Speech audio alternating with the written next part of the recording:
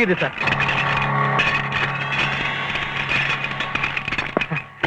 Sir ഇപ്പോഴെന്ത് പറയുന്നു? സാറന്മാര് പറഞ്ഞതനുസരിച്ച് ഞാൻ ഇയാളെ പറഞ്ഞയച്ചിരുന്നെങ്കിൽ ഞാൻ വിഡ്ഢിയാനെ. അങ്ങനെ വിഡ്ഢിയാകാൻ ഈ അരവിന്ദാക്ഷനെ കിട്ടില്ല. അത് ഈ ഡിപ്പാർട്ട്മെന്റിലുള്ളവർ മുഴുവൻ മനസ്സിലാക്കണം.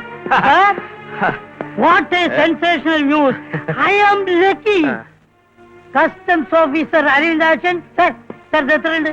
ഇത് ഏകദേശം 1 കോടി രൂപയുടെ സ്വർണ്ണം. കസ്റ്റംസ് ഓഫീസർ അരവിന്ദാക്ഷൻ 1 കോടി രൂപയുടെ സ്വർണം പിടിച്ചു. നാളത്തെ പടവാളിന്റെ ഫ്രണ്ട് പേജ് തന്നെ താങ്ങാം.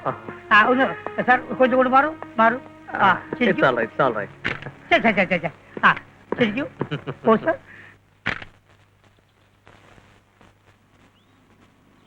ശരിക്കും പിള്ളേരെ ദേ അവര് വന്നു.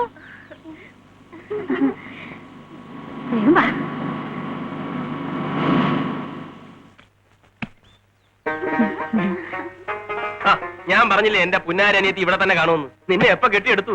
കെട്ടിയെടുത്തില്ലെങ്കിൽ എനിക്കല്ലേ റോണിച്ചായ നഷ്ടം. ജമാലിക്ക ഓരോ പ്രാവശ്യം കൊണ്ടുവരുന്ന സാധനങ്ങള് അച്ചായൻ വല്ലയിടത്തും പോരുന്ന സ്മോളും വീശി മറന്നിട്ടോണ്ട് പോരും. എന്താണ് എവിടെ പറയണേ? ഒന്നുമില്ല ഉമ്മ.